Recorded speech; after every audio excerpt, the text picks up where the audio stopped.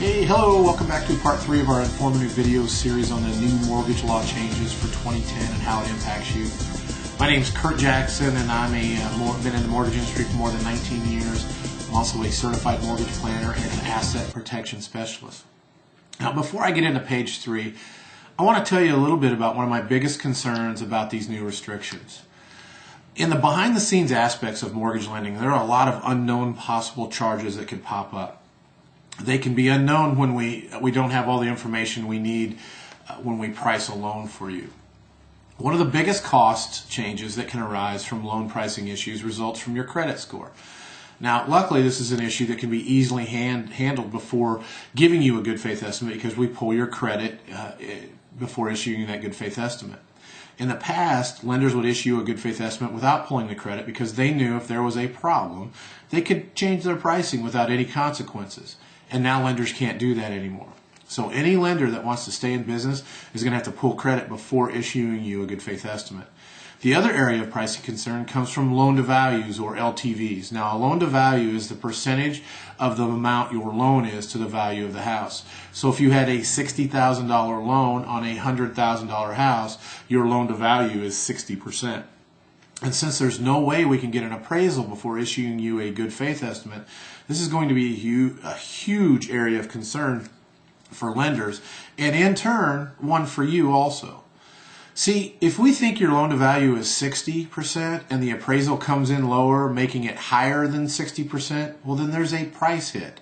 A price hit means the lender is charged more for your loan, and under the new good faith estimate, there's no way for a lender to recoup that cost. Now, let me ask you this. How many times do you think a lender is going to take a loss before they change how they price loans? Not very many, right? Can appraisals ever come in low? Yeah, it's happening a lot right now. So, would it make sense for lenders to price their loans higher in the beginning to make sure they don't have to eat the cost of those price hits if they happen? So if all lenders started doing that and you were dealing with a bank or a mortgage bank, who do you think would get to keep that extra money? The bank or mortgage bank would, right? Or if you worked with a mortgage broker, then who would get the money? You'd get it credited back to you, right? All right. Well, this is just one area that I don't know how the market's going to handle it, but I can tell you this. I would rather be working with a mortgage broker because there's a heck of a lot more transparency for you to see what the heck's going on. Does that make sense? Okay, let's go on to page 3 of the new GFE now. There's not much excitement here. Page 3 is really pretty anticlimactic. I guess it's got some use.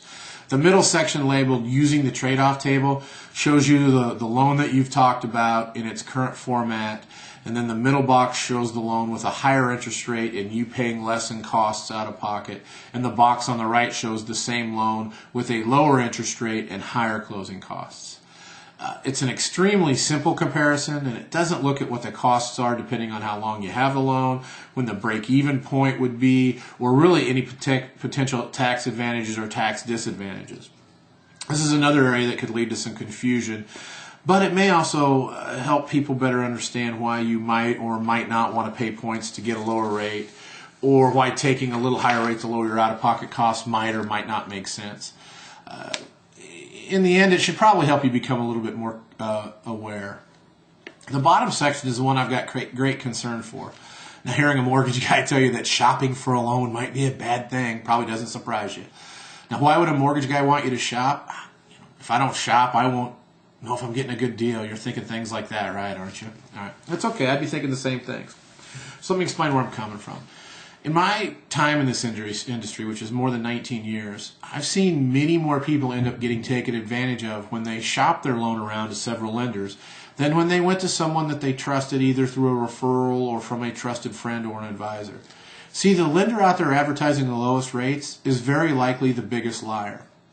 Nobody can always be the lowest price or they'd go out of business. Now, more importantly, in this is people treat the mortgage like it's no big deal. I'm going to get on my soapbox a little bit here. I want you to think about it. You probably spent more time planning your last vacation than you spent thinking about getting this mortgage. Does that sound about right? Now, what everybody needs to realize is that buying or refinancing a home is the most important financial decision you will have made in your life. That's no exaggeration.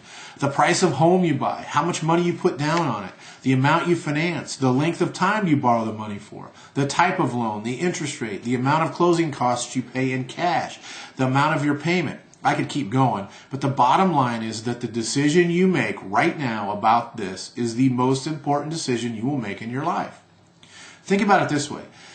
You're committing years and years of your life, probably upwards of at least 30% of the money that you bring home every month, hundreds of thousands of dollars, a commitment to maintain and improve a huge structure, and what will likely end up being as much as 70% of your assets. It's a huge decision.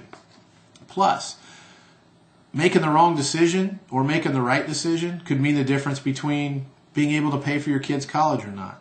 It could mean the difference between ever getting debt-free or not. It could mean the difference between losing your house and everything financially if you ever lost your job, became disabled, got divorced, or one of you died prematurely. It could mean the difference in being able to retire when you want, how you want, or not. It could mean the difference of being able to stay in your home for the rest of your life or living with your kids in retirement. It could mean the difference between easily handling your obligation each and every month or not. It could mean the difference between losing your house to foreclosure or not. It could mean the difference between paying thousands and thousands of dollars in unnecessary taxes or not. Folks, it's that important. If those things are important to you, then you need to sit down with someone that's qualified to help you with those decisions and not some loan officer somewhere that doesn't understand about what you're about to do can impact all those areas of your life. Has anyone even talked to you about any of those financial concepts in conjunction with your home purchase or refinance? Shouldn't they? Now I realize this probably doesn't cover everything about the new GFE, but I think it hits on the major points, and I won't exactly know how this is all going to play out until we've had some time using them.